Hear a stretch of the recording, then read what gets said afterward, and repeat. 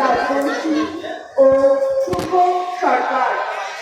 শুরু হচ্ছে আজকের নাটক বজ্রের বিসর্জন।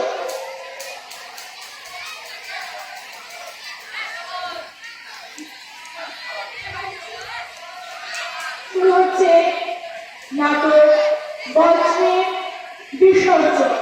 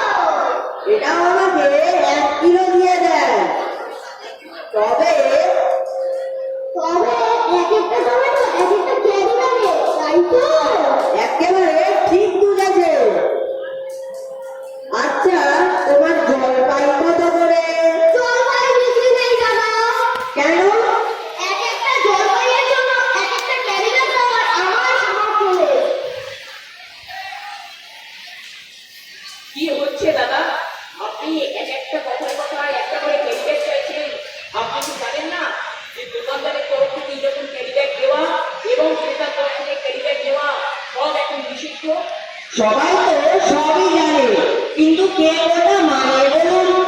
দাদা, এটাই তো সমস্যা। আমরা জ্ঞান দেওয়ার বেলায় সবাইকে ফ্রিতে জ্ঞান দিই, অথচ যখন নিজের পালা আসে সেই জ্ঞানের বেশিরভাগটাই আমরা নিজেরাই মানি না। তো আপনি আমাকে কি এখন জ্ঞান দেবে? আরে না দাদা, আমি আপনাকে জ্ঞান দেওয়ার কে? বরং আপনাকে একটা সত্যিকারের গল্প শোনাই। শুনুন, ৮০ দশকে জীবন্ত নামে একজন বাঙালি ভূপর্যটক সাইকেল নিয়ে গোটা পৃথিবী পরিভ্রমণে বেরিয়েছিলেন। তখন তিনি বহু দেশ বিদেশ ঘুরে বাংলায় ফিরে এলেন। তখন সাংবাদিকরা তাকে জিজ্ঞাসা করলেন যে তার দেখা সেরা দৃশ্য কোনটি। এতগুলি দেশ ঘোরার পর কত হাজার অভিজ্ঞতা হয়েছে তার। নির্জন রাতে মরুভূমির মাঝে হায়নার আক্রমণে পড়া থেকে শুরু করে কত লোকবর্ষণ ঘটনা ঘটেছে। আপনি আসল কথাটা বলুন না। হ্যাঁ, সেটাই বলছি। শুনুন, তখন তিনি বলেছিলেন যে তার দেখা সেরা দৃশ্য হলো ফিলিপিন্সিয়া শহরে একটি ছোট্ট বাচ্চা মেয়ে কমলালেবু খেতে রাস্তা দিয়ে হাঁটছিল।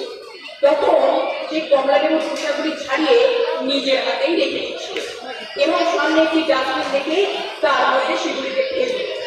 হ্যাঁ, তো এতে অসাধারণের কি আছে? আরে দাদা, এটাই তো আসল কথা। অবশ্যই এটা যদি আপনি বুঝতেন তাহলে আর আমাদের কথায় কথায় ক্যারি ব্যাগ দিতেন না। আরে এত রিয়ালি না বলে আসল কথাটা বলুন না।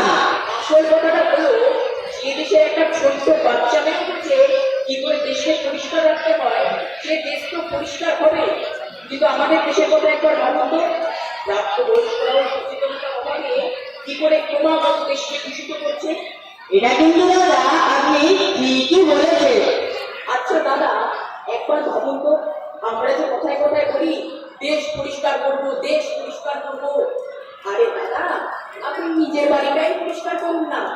সকলে মিলে যদি নিজের নিজের বাড়ি পরিষ্কার রাখি তাহলে বেশ আপনি পরিষ্কার হয়ে যাবেন।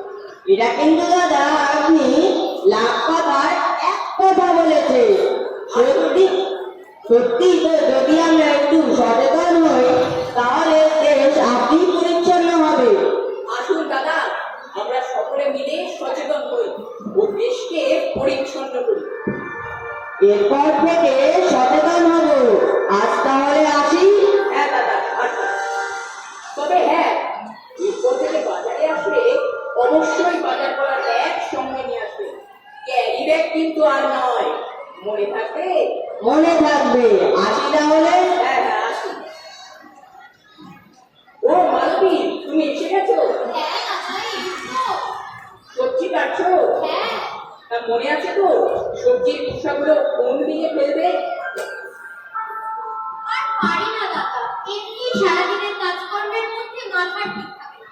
তারপর আপনার নতুন করা এই রকম কাজ এটা রাখো, এই রকম কাজ ওটা রাখো, আর পারি না বাবা। আরে মালতী, এত রেগে যেও না। শোনো, একে বলে বিল কালচার। আসলে আমাদের দেশে এই কালচারটা সেভাবে গড়ে ওঠেনি তো, তাই প্রথম একটা সমস্যা হচ্ছে। কিন্তু অভ্যাস হয়ে গেলে দেখবে আর কিছুই মনে হবে না। আচ্ছা দাদা, সে না হয় বুঝলাম, কিন্তু এই অভ্যাসটা করে আদৌ কি কোনো লাভ আমরা পাবো? লাভ আছে। তুমি কয়েকদিন আগে বলছিলে না যে তোমার বাড়ির কলে জলটা এখন পড়ছে না? হ্যাঁ হ্যাঁ। কিন্তু মনে করে দেখো, যখন তুমি ছোট ছিলে তখন কল চাপলেই নল ভরে জল উঠতে। এখন আর জল উঠছে না। তুমি কি জানো এর আসল কারণ কি? আমি কি করে জানবো দাদা? আমি মুখ্য সূত্র মানুষ। শোনো, এখন এর জন্য প্রধান দায়ী হলো আমাদের যেখানে সেখানে ময়লা ফেলার অভ্যাস। এর ফলে জল ফিল্টার হয়ে মাটির নিচে যেতে পারছে না এবং মাটির নিচে জলের লেয়ার ক্রমাগত কমে যাচ্ছে। ও মা, দাদা, এটা খুবই ভয়ঙ্কর ব্যাপার। সত্যি ভয়ঙ্কর কথা। মানুষ ধীরে ধীরে নতুন নতুন বর্জ্য পদার্থ তৈরি করছে এবং সেগুলিকে যেখানে সেখানে অনিয়মিতভাবে ফেলছে। আচ্ছা দাদা, এর থেকে বাঁচার কি কোনো উপায় নেই? না না, অবশ্যই আছে। আমরা তো আর সভ্যতার অগ্রগতিকে থামাতে পারবো না, তবে গ্রিন কালচার করে তুলতে পারবো। Green culture? সে আবার কি দাদা? হ্যাঁ হ্যাঁ, গ্রিন কালচার, সেটা আবার কি? আরে গুড্ডু, তুমি এসে গেছো আর এসেই শুরু হয়ে গেছে তোমার প্রশ্নমান। শোনো, গ্রিন কালচার হলো, দাঁড়াও তোমাদের একটু ভালো করে বোঝাই। ভালো কিছু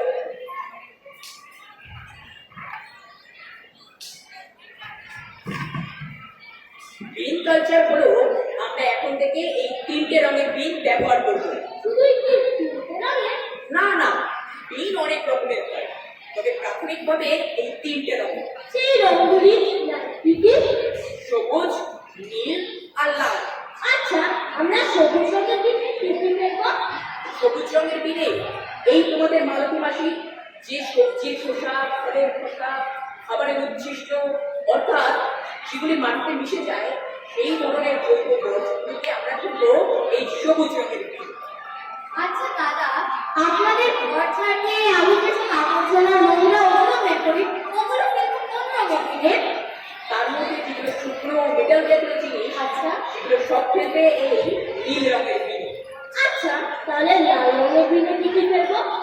লাল রঙের বিনে প্লাস্টিক জাতীয় বর্জ্যগুলো তোমরা ফেলবে।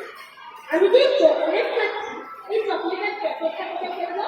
এই চকলেটের খোসা, চিপসের প্যাকেট, চানাচুরের প্যাকেট প্রভৃতি আমরা এই প্লাস্টিক জাতীয় বর্জ্যগুলি ফেলবো সেই লাল রঙের বিনে। কারণ এগুলি যদি আমরা যেখানে সেখানে ফেলি তবে এগুলি মাটির সাথে মিশে মাটিকে দূষিত করবে ও পরিবেশকে নষ্ট করবে। ও আচ্ছা, সত্যি তো।